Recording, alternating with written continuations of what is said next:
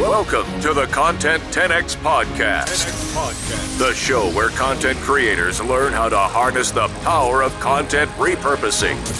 And now, your host, Amy Woods. Hello and welcome to this week's episode of the Content 10X Podcast. I'm your host, Amy Woods, and this week I'm building on from the publishing tips that I spoke about in last week's episode. So last week I looked at the importance of visuals when publishing content, and specifically when creating content on social media about your podcast, your video, your blog, some form of long form content, and you are letting people know and promoting that on social media. I talked about the importance of adding visuals that people will pay attention to, so people will see this interesting, valuable content because they will be drawn in and pay attention to the visual that you share. So just how important visual content is. But this week I'm looking at hashtags, so the use and misuse of hashtags and other bugbears of ours here at Content 10X when it comes to not really using hashtags correctly. And I'm talking about Instagram in particular. At Content 10X, we create content for our clients and then publish that content on Instagram. And we ensure that we use great copy and then appropriate hashtags.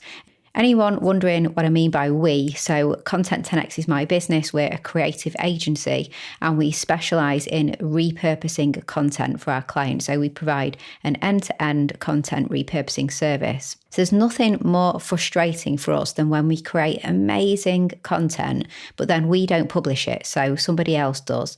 Most of the time we do all of the publishing as well, but sometimes we have clients who keep publishing in-house or they work with another agency that provide that service. So what sometimes happens is the person publishing doesn't appear to have much of an idea on how to use hashtags, and so they don't get it correct, simply because we want the content to get in front of as many of the right people as possible. So that's why it can frustrate us. And we don't want our clients to attract spam either on their accounts. We want everything to be right, including publishing and the use of hashtags. So if you publish your own content and you need any help with hashtags, then this is going to be a great episode for you, because I want to just share some tips and advice on this. Using hashtags is a great way to get noticed on Instagram. In fact, if you have a really small following, you're just getting started, then hashtags really will be the main way that you get found by others on Instagram. If you look at your post insight, so when you have posted something on Instagram and you go into that post and click on view insights, you can see how many people found you, and it tells you whether they found you by hashtags or from their home feed, so you can see how effective they are. And if you use third-party tools to post content, they often go a step further and provide you with all sorts of analytics on your post and hashtags and the hashtags that worked, etc. So you can do that as well. But using hashtags, it's not quite as simple as just putting a hashtag on any word, which I see people do all the time. And it is easy to do that if you don't understand how they work. But throwing hashtags and hoping for the best is not really going to work that well. So you post about food and you just hashtag the word food, or you go for a run and hashtag the word running, walking your dog, hashtag the word dog. That doesn't really work. It's better to be strategic. So I'll run through what I mean by that. Firstly, you can use up to 30 hashtags on a post. 30 hashtags is the amount of hashtags that Instagram will read. Anything more than 30 and it will disregard those. So 30 is your maximum at the moment in time as I record this podcast episode. And more is okay. So Instagram culture, it's perfectly fine to use plenty of hashtags. Again, especially when you're starting out, and hashtags are a key way that you'll get found. And you can incorporate them into your captions, so into your copy at the bottom of the post, or you can put them at the bottom of you can kind of separate your post out and put the hashtags a little bit further down, which you probably see people do, or you can add them to the first comment as well. They work the same either way, whichever you do. Now, a good hashtag strategy mixes broad versus narrow hashtags and popular versus niche or niche, whichever you prefer to say. So for broad versus narrow, imagine if you are a chef in San Diego. Now, a highly broad hashtag would be to hashtag the word food, but that won't really help you. So a much narrower option would be to hashtag the word San Diego restaurant, something like that. You have to do the research, see if that's a hashtag that's being used, look at how many people are using it, which is something I'm going to come on to in a minute. But that's what I mean by broad versus narrow. Or imagine you're posting tips about business. If you just use the word business or entrepreneur, which I see a lot of people using, that's not going to work. But what kind of hashtags could you use? So let's say that you talk about business, but you're actually mainly talking to marketing agencies. And so you could hashtag the word marketing agency, and that would be much better than business or entrepreneur. So again, you have to kind of look that up and check that it's being used, check how many people are searching it. But that is the difference between broad versus narrow. Now, you can also tap add location and drop a location tab on your post as well, if that's relevant, because geotags, that's what it is, where it's tagging your location, are really good, can be really helpful for getting you found on Instagram as well. And then popular versus niche or niche. So this is all about the numbers, so how many posts use a particular hashtag. So open Instagram right now and search a relevant keyword for you, a relevant hashtag for you. Tap the tags tab and you'll see a whole list of similar tags. So each one displays how many times it's been used. So we'll use these numbers to work out whether we should use that hashtag or not. So at Content 10X, we have a formula of how many popular, moderately popular, and targeted niche tags we use. We're not really strict on it, but in general, we have a certain amount of popular that we will go for, a certain amount of moderately popular, and then a certain amount of the targeted ones. And what we classify as popular, moderately popular, and targeted is as follows. So if there are between 500,000 to 1 million hashtags, or just over 1 million hashtags, then we class that as very popular. And then around 100,000 to 500,000, we just consider that to be moderately popular.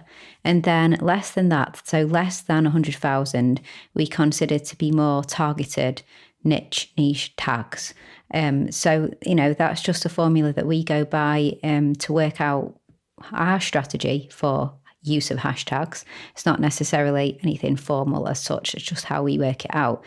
So if you follow this formula and you get that nice mix of popular hashtags, moderately popular, and then the targeted niche tags, then what will happen is the popular tags will give you that quick burst of exposure. So you'll get some likes and some comments from those really popular ones quite quickly, but that can sometimes die down pretty quickly, like even in minutes that can die down, because that hashtag is being used so often that your post kind of starts to disappear quite quickly.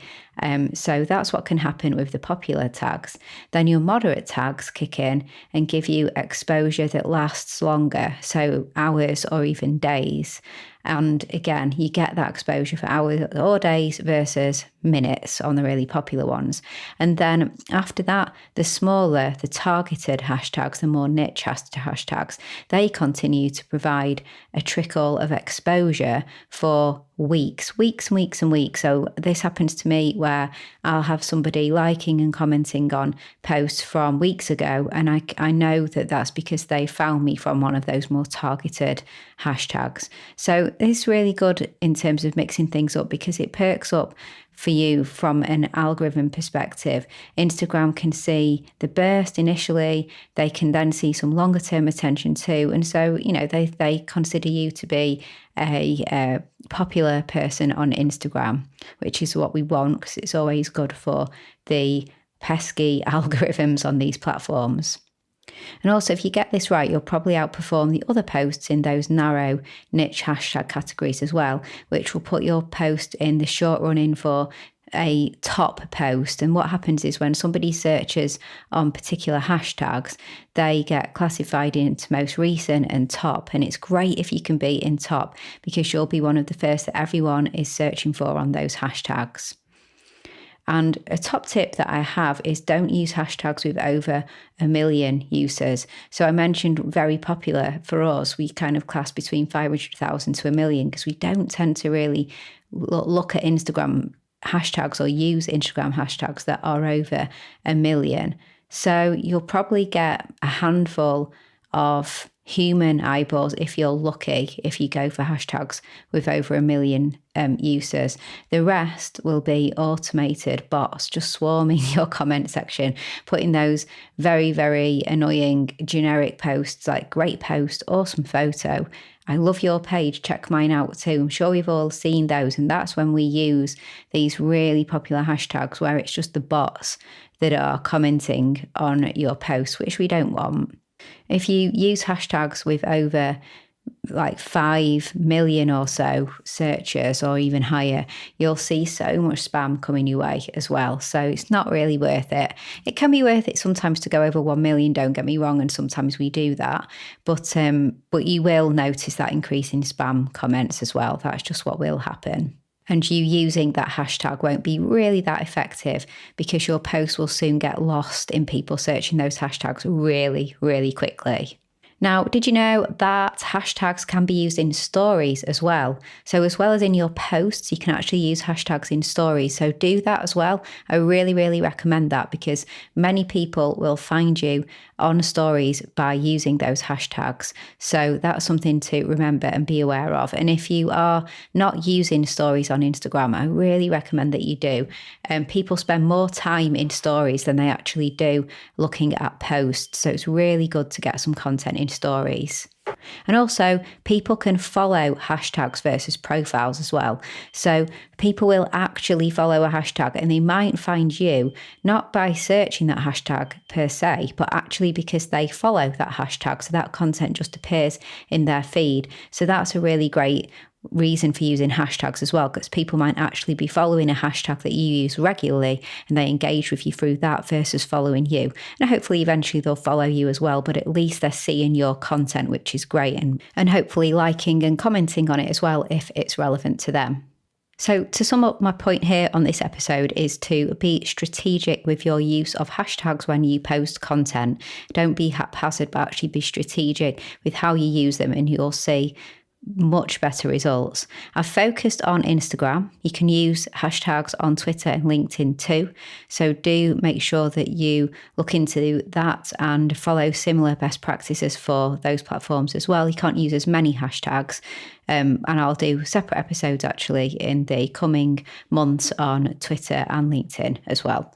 So no one really uses them on Facebook as well, really. So you don't need to worry about hashtags on Facebook.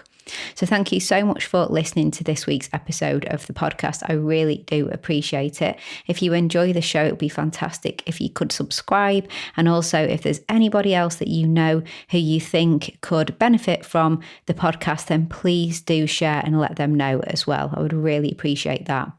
Also, give us a follow on social media. We have lots of fun over there. It's at Content 10X on Instagram, Twitter and Facebook as well. And you'll find me on LinkedIn. And if you ever need any help with your content repurposing, then please do get in touch. Content10x.com is where you'll find out lots more information. But basically, we offer an end-to-end content repurposing services for podcasters, bloggers, video content creators. We work with you to repurpose your content. So all that's left to say is thank you so much for listening to this week's podcast episode, and I'll catch you in the next one.